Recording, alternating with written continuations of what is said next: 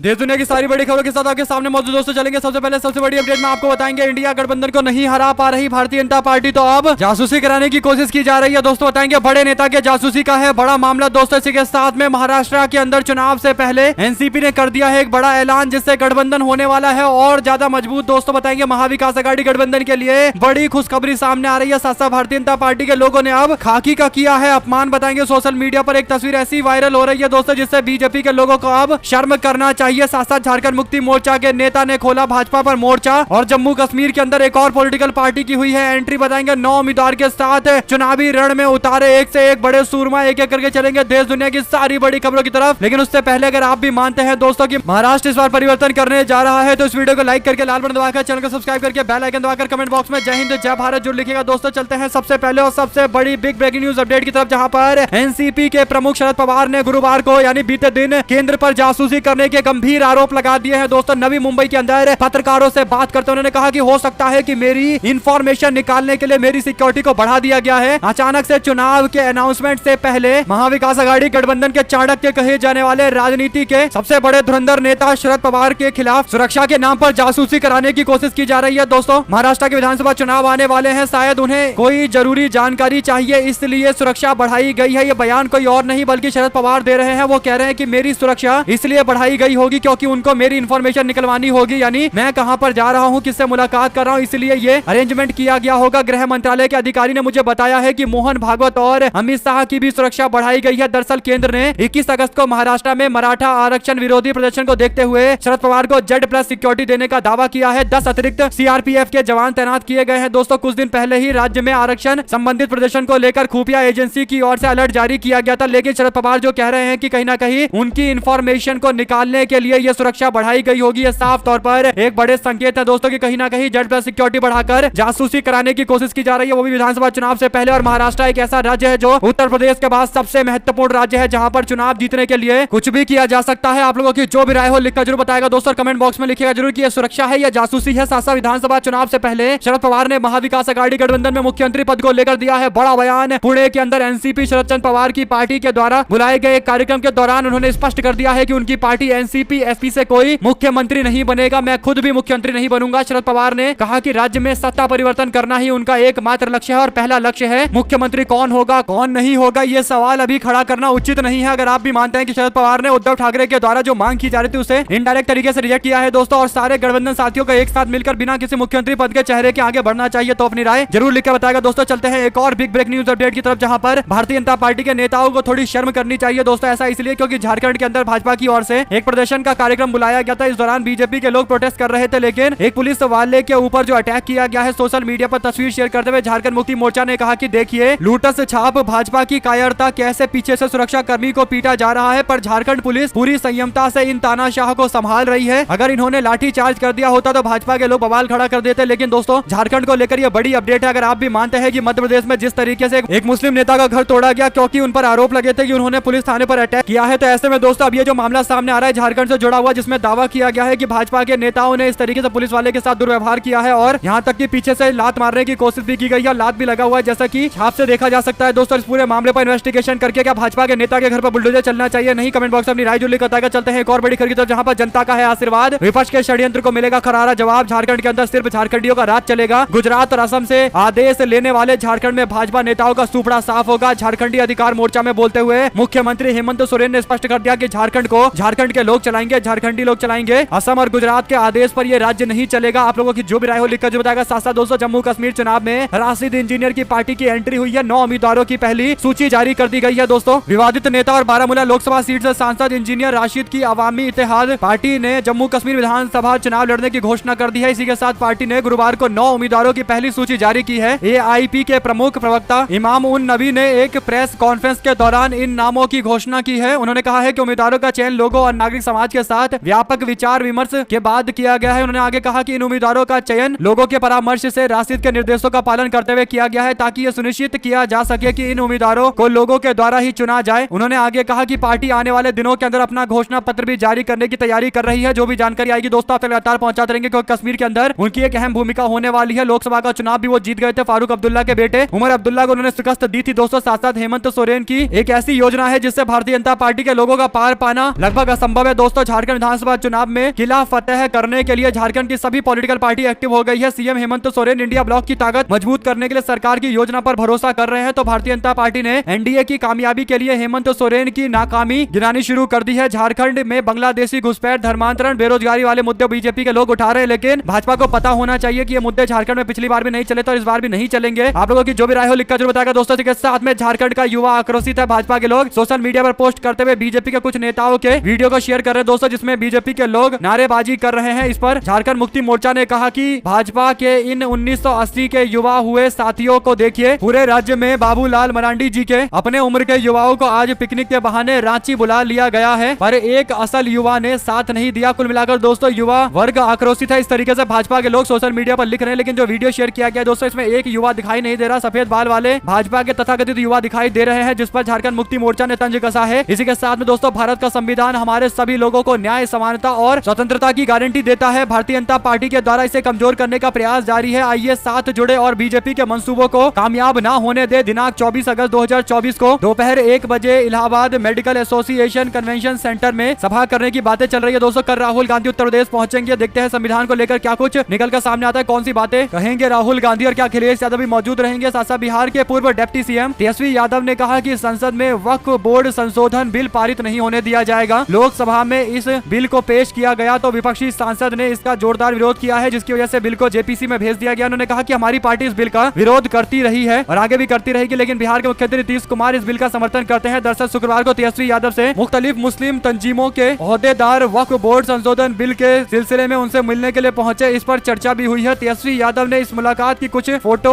अपने social media पर share करते हुए ये बातें कही है दोस्तों। उन्होंने स्पष्ट कर दिया है कि इस बिल को आरजेडी बिल्कुल सपोर्ट नहीं करेगी, बल्कि खुलकर इसका विरोध करेगी और नीतीश कुमार को भी विरोध करना चाहिए। लेकिन अभी तक तो नीतीश कुमार ऐसा लग रहा है कि भारतीय जनता पार्टी को इनडायरेक्ट तरीके से सपोर्ट कर रहे हैं। आपका क्या मानना है दोस्तों, लिखकर जरूर बताएगा। साथ साथ भारतीय कुश्ती संघ के पूर्व अध्यक्ष और भारतीय जनता पार्टी के नेता ब्रजभूषण शरण सिंह पर यौन शोषण केस मामले को लेकर सुनवाई शुरू हो गई है। सुनवाई के दौरान कोर्ट ने महिला पहलवानों को बयान दर्ज करवाने के 2 विकल्प दिए हैं। इसमें कहा गया कि अगर वह कोर्ट रूम में गवाही देना चाहती है, उसमें सहज महसूस करती है तो इसकी खुली सुनवाई करेंगे। अगर वे सहज नहीं है तो फिर उन्हें कमजोर गवाह मानकर उनके बयान दर्ज किए जाएंगे। फैसला पहलवानों पर निर्भर करता है। इसके बाद कोर्ट ने पहलवानों की सहमति पर कहा कि उनकी गवाही जज के सामने होगी। इसमें ब्रजभूषण के वकील भी शामिल नहीं होंगे। यह बयान कोर्ट रूम के साथ वाले कमरे में होगा। इस पर ब्रजभूषण के वकील ने कहा कि महिला पहलवानों की गवाही जज के आगे जरूरी है, लेकिन कोर्ट रूम में गवाह के अलावा दूसरा कोई ना हो। सुनवाई के दौरान ब्रजभूषण की कोर्ट में हाजिरी रहेगी। इसके बाद जज के सामने महिला पहलवानों के बयान दर्ज कराए जाएंगे। सुप्रीम कोर्ट ने करीब 2 साल पहले कमजोर गवाह की परिभाषा के दायरे को विस्तार किया था। इसमें 18 साल से कम उम्र के लोगों को शामिल किया गया। तो दोस्तों देखते हैं इस पूरे मामले पर क्या गवाही होती है और किस तरीके से सुरक्षा मुहैया कराई जाएगी और क्या डर के साये में ये पूरी गवाही होगी या फिर फ्री मन से गवाही को स्वीकार किया जाएगा। कोर्ट के अंदर जो भी जानकारी आती रहेगी आप लगातार पहुंचाते रहेंगे। हमारे साथ लगातार जुड़े रहने के सभी दोस्तों का बहुत बहुत धन्यवाद। देख रहे थे आपका अपना चैनल दोस्तों, ज्यादा से ज्यादा वीडियो को शेयर कीजिएगा ताकि सभी तक इन्फॉर्मेशन पहुंचती रहे। बहुत बहुत धन्यवाद। जय हिंद, जय भारत।